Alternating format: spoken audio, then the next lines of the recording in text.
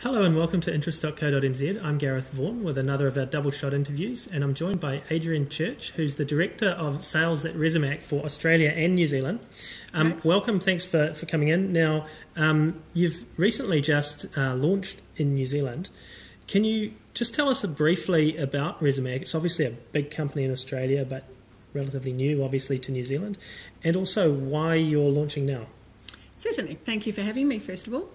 Resimac is a big company in Australia. We've been in operation for 28 years in Australia, looking to come to New Zealand for some time. Part of our strategy as a business is diversification, so diversification of product, distribution, as well as geograph. So we've come to New Zealand. There's always been a plan to do that for some time, and now's a good time as any to introduce more competition into the marketplace. And what are your specific target areas? I've seen a mention of low doc loans. Yes. What does Resimac mean by low doc? By low doc. So low doc is a product that isn't widely available in New Zealand, and it's a product that we do in Australia. We did rebrand it in Australia to call it alt doc, which was on the back of the legislation. So with responsible lending, to have a pure asset lend is no longer a product that you can do. So alt doc and low doc in New Zealand here for us is a product where we'll have a self-declaration, but that needs to be substantiated in some other form. So we will get GST registration, we will look at the A&L to make sure that that is a viable position for someone that earns that level of money. We look at the bank statement, so it's not just a pure self-declared product anymore. And who's your target market?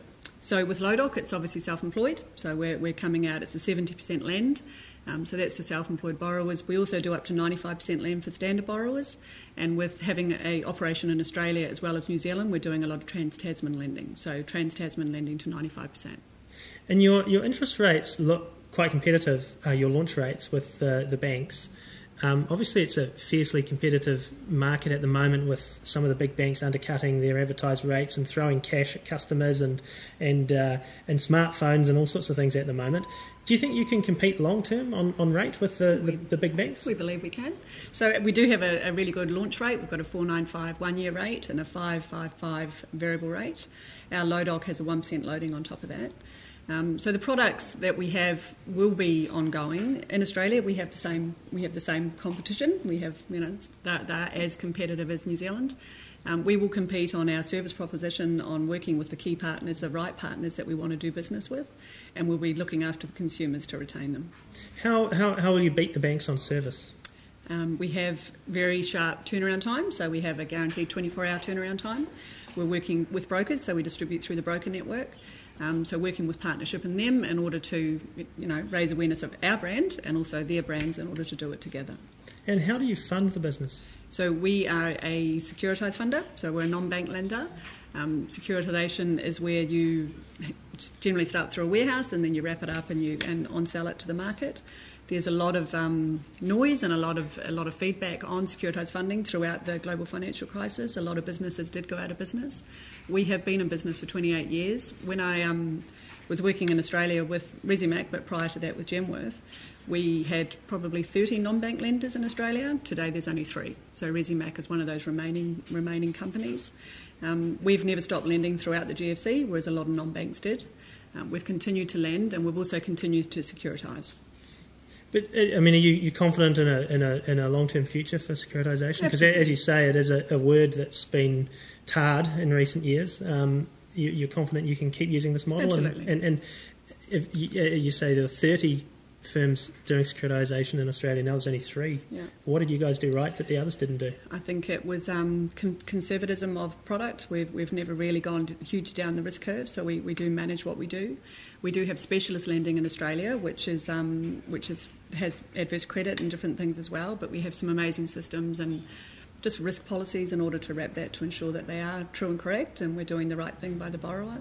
We've learnt a lot through the implementation of the NCCP into Australia, so responsible lending regime, and we work very closely with our solicitors and lawyers to make sure that our products are viable. We haven't seen many residential mortgage-backed security issues in New Zealand in recent years. Do you think Resimac will do any specifically in New Zealand? I would say that would be closely on the horizon. We've just done a term out in Australia over the last few weeks, and it was for our specialists, our non-conforming that are specialist products. We were oversubscribed by 3 times. We could have come out to market many more times than what we did. It was already upgraded from 250 million to 300, and one of our largest investors was a New Zealand investor. So we've got a lot of interest already from New Zealand. I'm assuming that would be institutional investors? Yep. And what size issue could you do in New Zealand, do you think? Well, as I said, the last one that we've just done was 300 million. Yep. Australian. Australian. Yep. And we tend to do, we'll probably do more smaller ones, so do more of the 200 and 300 opposed to larger ones than that. Given the way you fund, you obviously don't come under the Reserve Bank of New Zealand's umbrella, in that you're not taking deposits from the public. Mm-hmm. So what's the main areas of regulation that you have to abide by in New Zealand?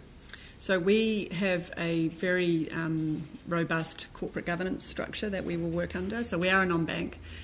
We have rating agencies that we have to comply with. We have many, the legislation that we would fall under, we would have a lot of rigour to ensure that that's done properly. So we have a servicing rating with Standard & Poor's for a strong rating for Australia. They will rate our portfolio here too. But there's a lot of governance that we have in the background with the makeup of the business to ensure that's done properly.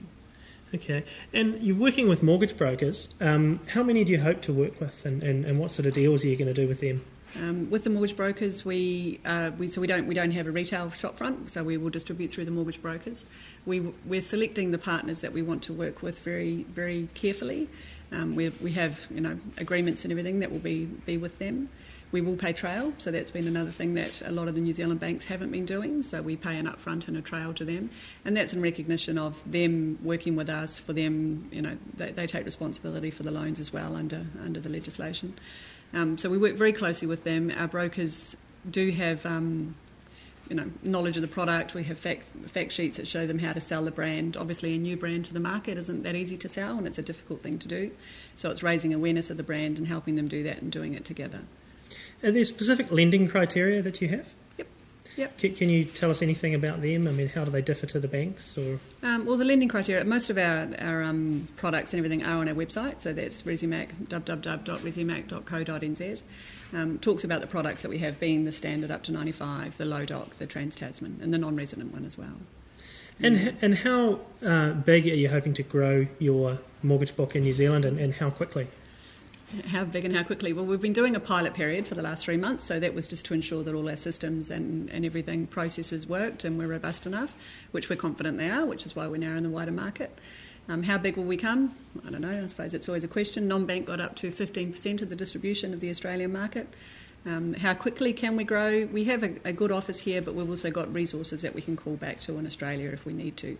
So the Trans-Tasman with regards to products applies to our business. So if we grow too quickly, then we can call back on those resources.